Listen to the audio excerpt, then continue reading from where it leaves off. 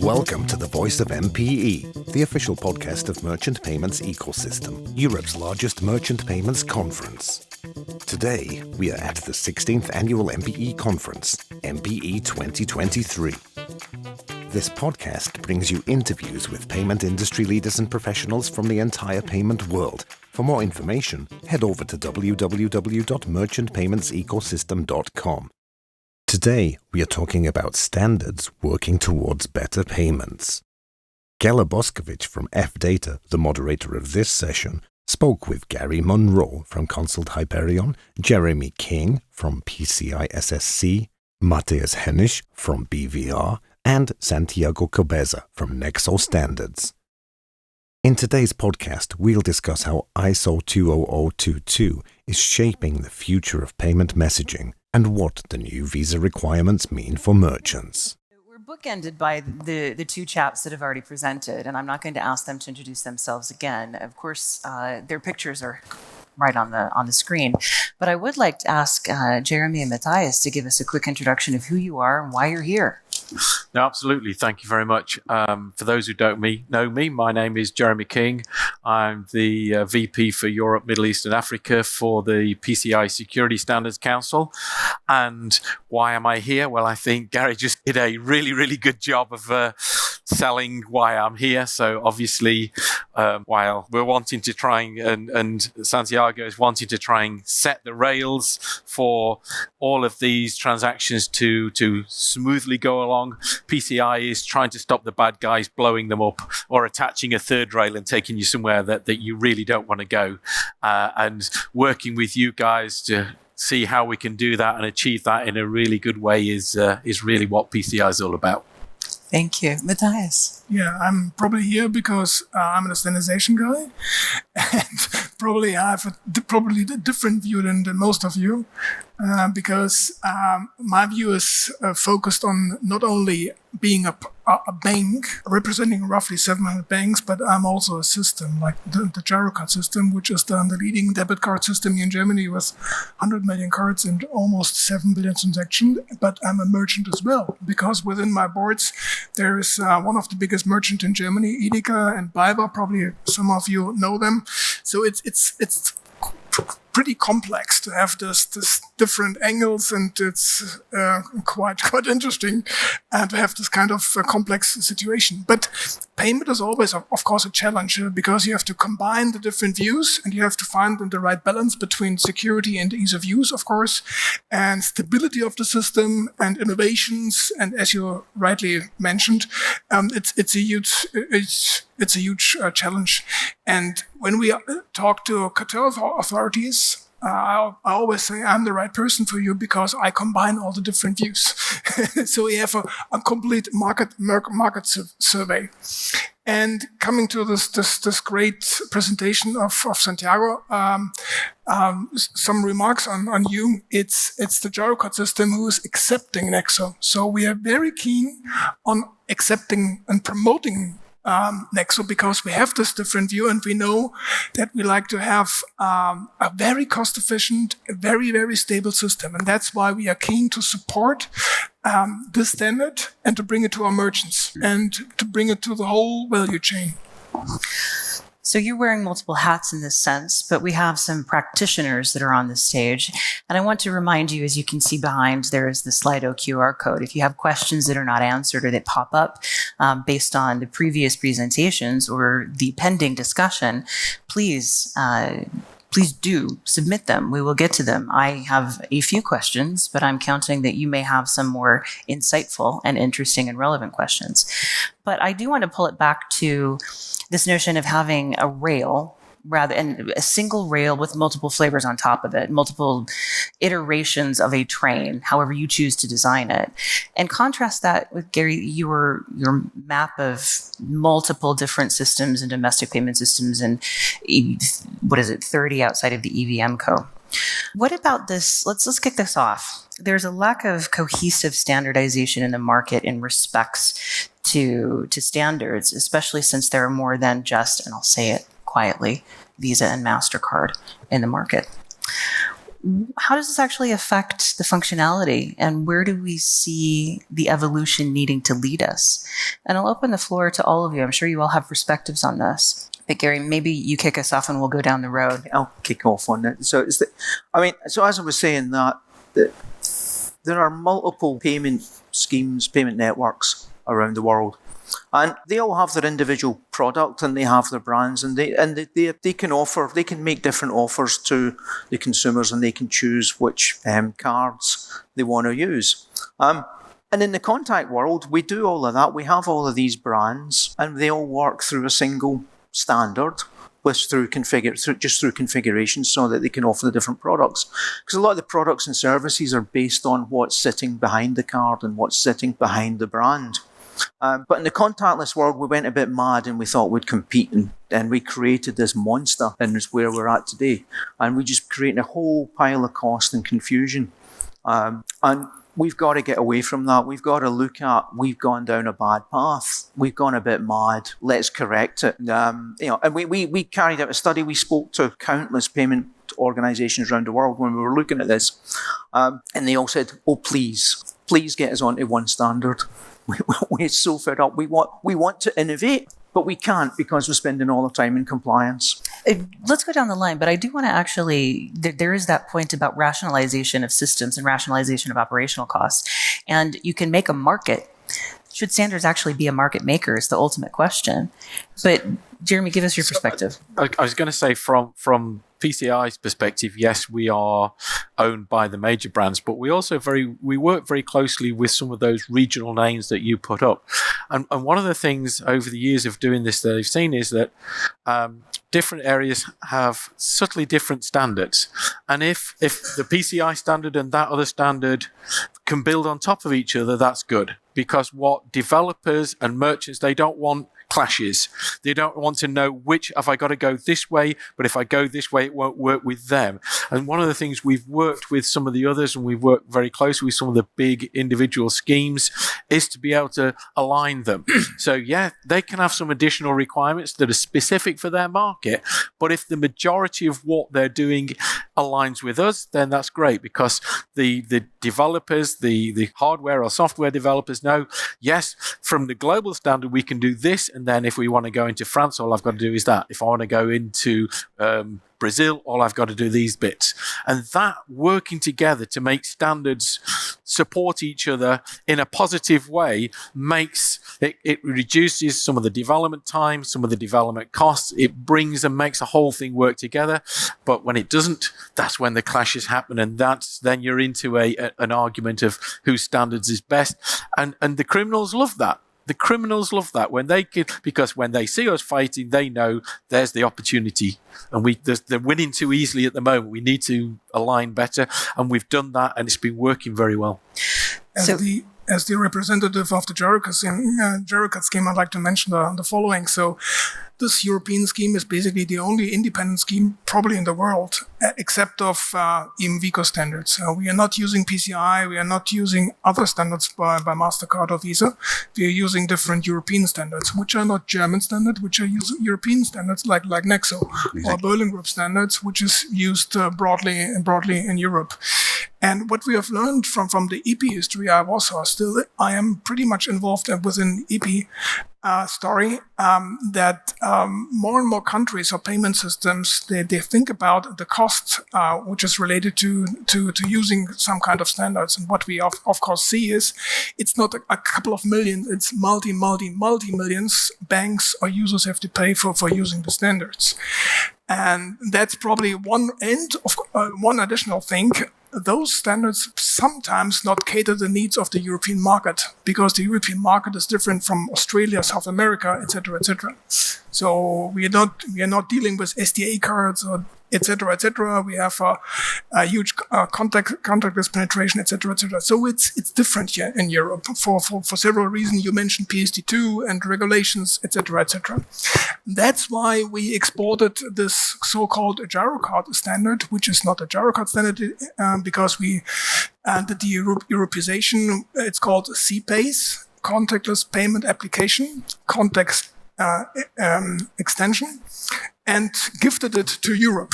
So that means that more and more banks in France, Spain, Portugal, Belgium are already issued cards running on the system. So we have roughly 105 million cards here in Germany. And I would say 6 or 7 million cards outside of Germany who run on the standard. And we do the same as in different standardization bodies. We are, of course, dealing with innovations and prototyping and certification, etc., which is probably a good thing because we are broadening our users, and it's a kind of a European touch. Gila, you need to stop us because we are. There is interesting question popping out, but just coming to your point on how this is so long, and I need to tell you a little history. We invited to the annual conference we organize every year what is considered the best expert in one of the standards is the container. Okay, and he wrote a full book. He's a respected journalist in the US. He wrote a full book this size, explaining how the container changed the world. And this is where the history from China came from, okay? And he explained that, the container was well defined. So the size, the resistance, the pickup points, everything was defined decades before the full ecosystem adapted to the container. So they were still producing some ships not adapted to the box, to the containers. There are trucks that were not enabled to take the containers, and it took decades, literally, with strikes, with people putting on fire the docks in the US because they thought they will lose their jobs. It was a huge battle to create something that is as simple as a metal box. And you can ship everything, any product from point A to point B very cheaply. You can put cars, or you can put, many things, fresh, food, anything is today transported on boxes. But it took decades, literally, to adopt that standard. So what I'm getting is 80% of a standard in terms of adoption, having an 80% ubiquitous universal standard that's adopted allows for 20% customization, depending on market, depending on behaviors, depending upon the preference of flavor or color, whatever it happens to be. But that 80% conformance to a single standard optimizes absolutely everything. I'm thinking back to the slide that you had, Santiago, of 7 million US saved annually by having adopted and implemented a global standard. I don't understand the resistance to this because we have the same problem in open banking in terms of identifying a single API standard rather than specifications. And that standardization means that the barrier to entry is lowered, which allows for more innovative approaches to be tested and ratified and certainly actually put into production. But this is what I'm finding quite interesting is why is there such deviation and diversity across standards? And how would harmonization actually improve this if we decided collectively to learn the lesson instead of spending 40 years complaining about a single box and adopting a single box? I think a lot of it's historical. Yes. Go ahead, the two of you. Where we're now in a global economy, but when we were developing all these standards associated with the payments world, we were all individual countries and we were all just dealing with payments within our own country. And this is like in the 60s and the 70s and the 80s when these standards really came into their own. And they were built in a magstripe world to carry magstripe payments. And payments has evolved, but the standards which we used are now, they've reached a limit where they are creaking at the seams. And they're all different and they don't interact with each other. And so we've got to move to more modern standards to provide that. If we really want to provide innovation and a platform for innovation, we need the standards to offer that. And I'm going to jump in because I think that's also where some of the fintechs see the great opportunity, where some of these alternative payments are seeing an opportunity is if I don't go down that, if I stop using the rails and then start flying, does that mean I'm in a better place? And it's like you are, But then from our perspective, it's like, okay, you're flying, but are you now just flying to the criminals? So it's that from PCI's perspective, we're really great supporters of innovation. But for the fintechs, we would much rather, hey guys, think about security from the start. Don't think about it at the end when you go, oh, wow, I've got to do PCI DSS. No, think about it from the start. Make your plane so the wings are right and the engines are going to stay on, and we're all happy using it, because that's the issue. Gary was absolutely right. Historical sort of individual countries developing their systems in a different way that did not interact and still don't interact cross-border. I mean, cross-border payments in Europe is still not simple. And I know Santiago is going to tell you exactly how he's trying to make it simple, but they're the challenges, and it's that's what we're seeing with new payments, is trying to get around those old barriers to try and make it easier. Because today's generation, I've seen plenty of presentations where the guy just gets his mobile phone, he just wants to click, I want that now. I want to give you two examples from the cards industry and from the payments industry.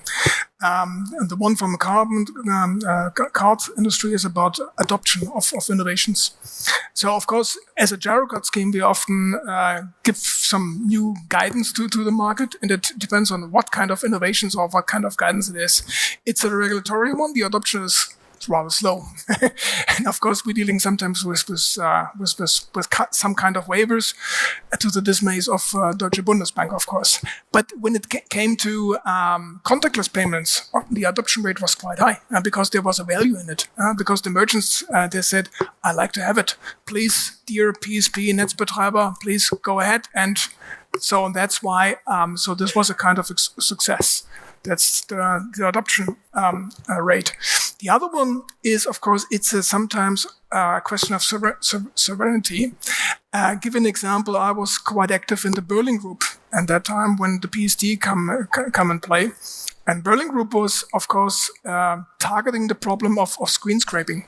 So we designed, as I was a payment guy, we designed an API for all the needs. And what we, of course, found out that it was not the German example. So we had banks from I think what was from Sweden who had I would guess hundreds of use cases who were absolutely mandatory because of regulatory issues.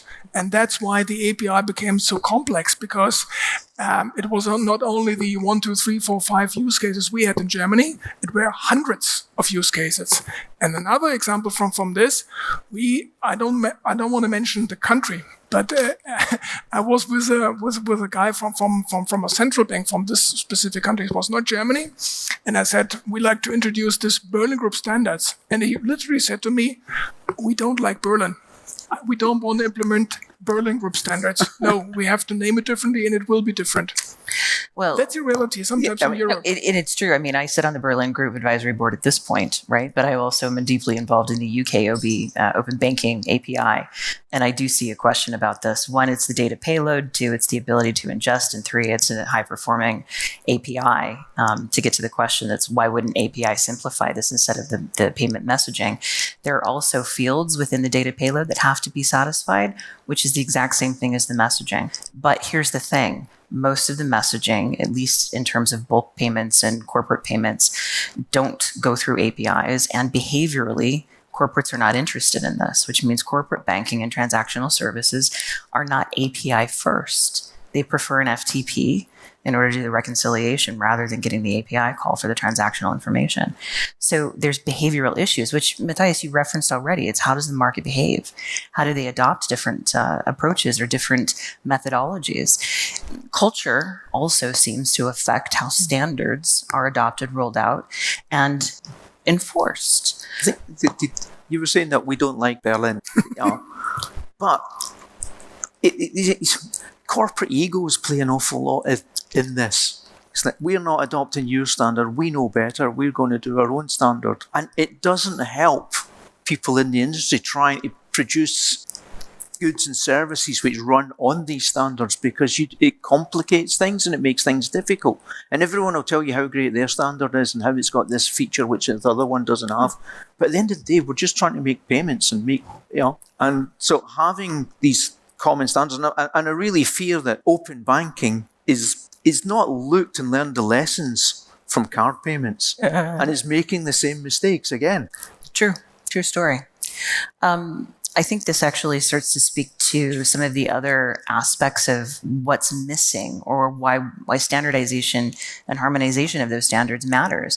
And that's for maximization of retailer revenue and their ability to accept irrespective of which market they're operating in. But it's also, it improves the service, but it also improves customer protections. And Jeremy, you mentioned the security component. That, again, it is about having the secure framework. So what's missing from the current landscape that prevents either merchant adoption for specific standards and the orchestration of that, as well as the customer protections that are part of the security parameters in the first place? It's an open question, gentlemen. Yeah. There is that human nature of resistance to change. This is good. Why changing that? It has been like this for the last 15 years. We are merchants. It works. It's not perfect, but and this is this huge upfront, effort, and we are reluctant to do efforts.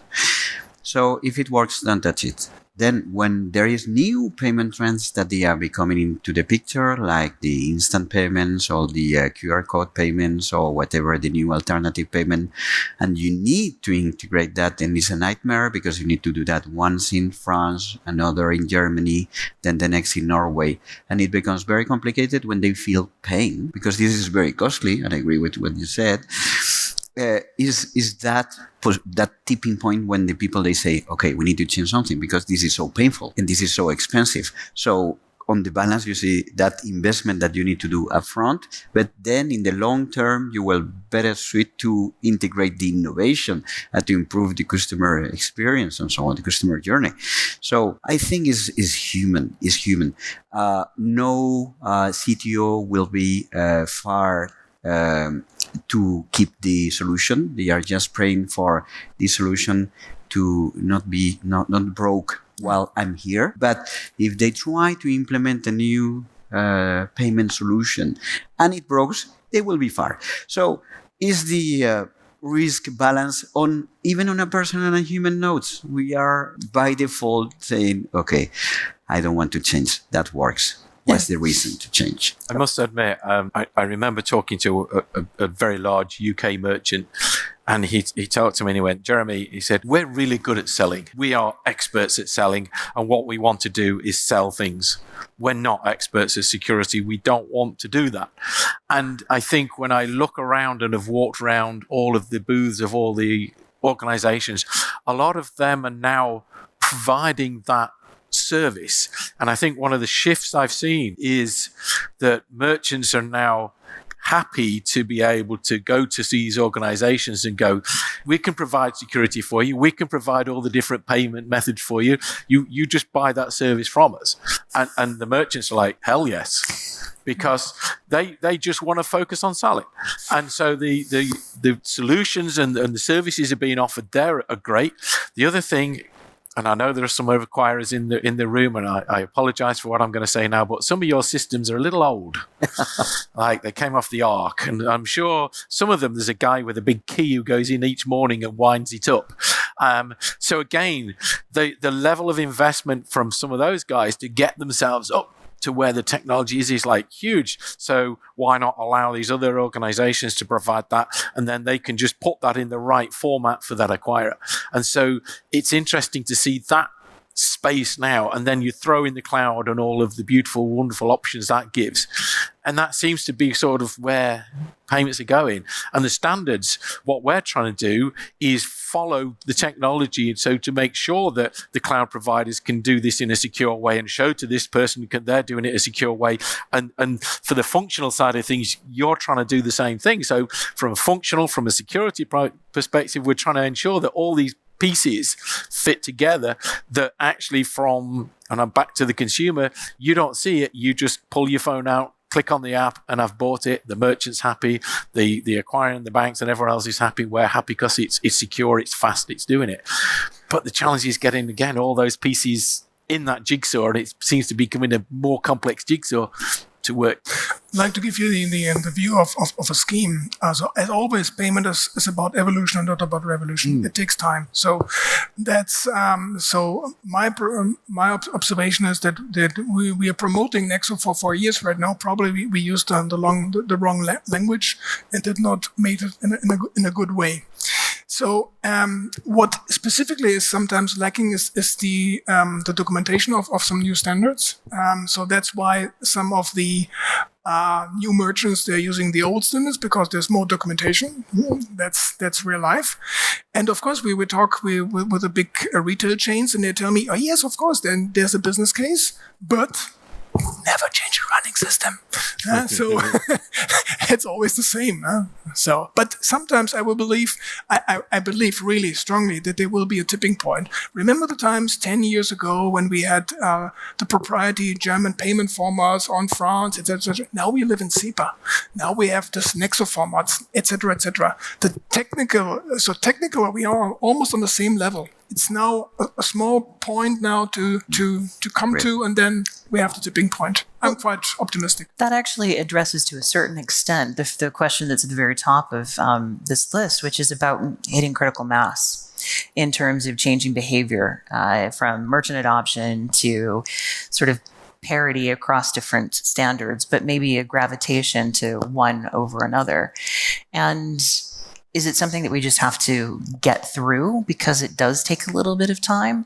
Or is there a nudge that perhaps we as maybe more proactive practitioners in this space could well, I do believe in regulation. I do believe in mandates to participate. And why do you think there hasn't been a mandate? I think because the industry would kick back pretty hard against it.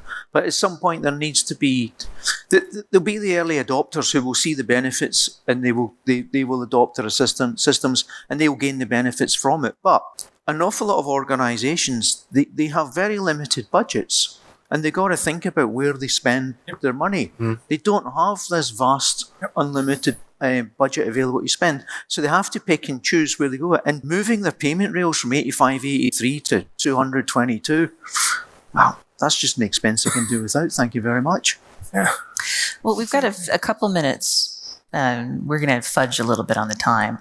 But maybe you can leave us with some final thoughts about where the direction should be aimed, and maybe what the first step towards convergence in terms of harmonization for standards would actually be.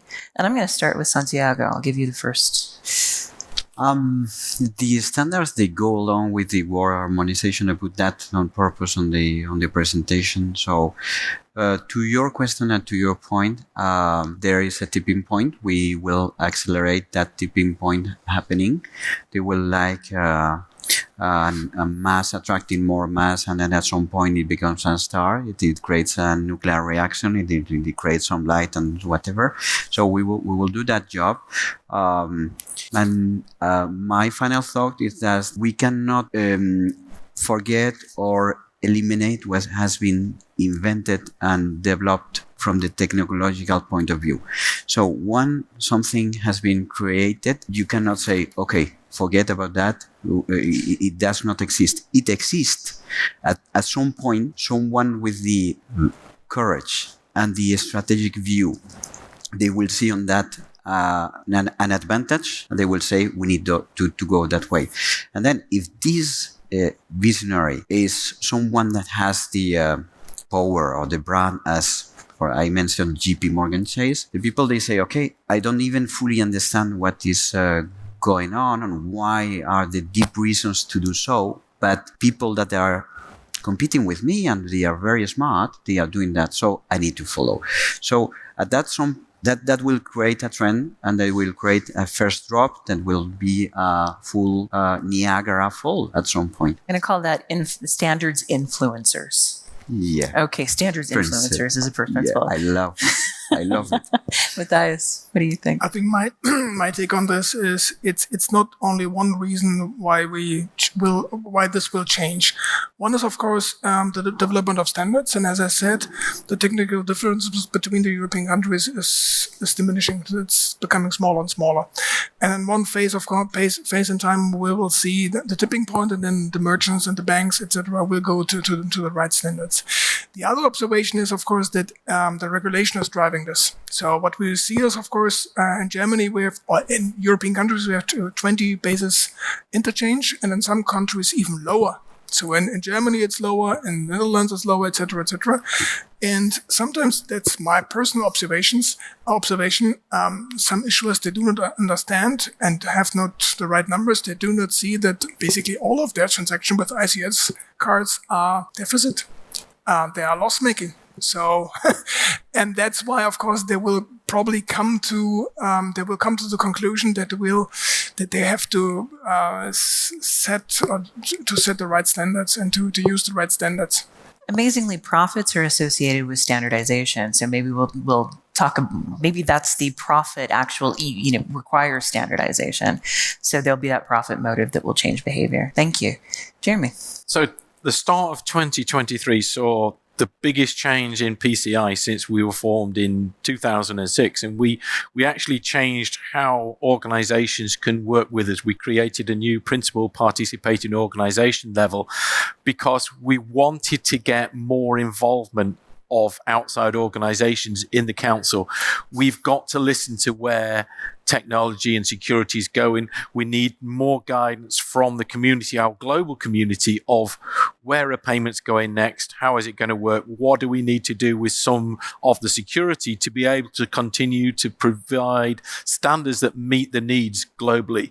So we're seeing this change that you've talked about. This change is coming, and we know we need to listen to more people about what it is and how we're going to react and make sure we keep ourselves going in the right direction. So it's quite an exciting time. It's quite an uncertain time, but it's going to be a heck of a ride, and I'm going to sit there and enjoy it.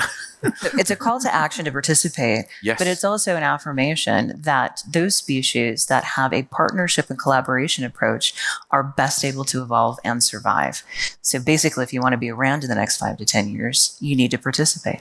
Right. Gary, I'm going to give you the last word. Well, anyway, I kind of agree with what Jeremy said there. I think that if you be able to participate in the standards bodies and with influence the way things are going, it gives you a head start on where things are going. So you can actually be at the front of the queue, and you can actually ensure that you're taking best advantage of where things are and plan your roadmap accordingly. If you're sitting outside and you're waiting for new standards to get published, then really that's when you need the regulation, and the regulation is a stick which is going to move it. But the regulator does have a role to play in moving our industry forward. So participation is actually proactive, and it's an optimization for your budget. So again, participation equals profits. That's my summary. Appreciate that we haven't had a full hour to talk about all of the upcoming and current standard implementations that are going on, but I'm going to volunteer these gentlemen's time. If you'd like to talk to them about some of the questions, especially the specific Nexo questions, you can find them in the Marlena bar for the next half an hour. Seriously, I've made them commit to doing this.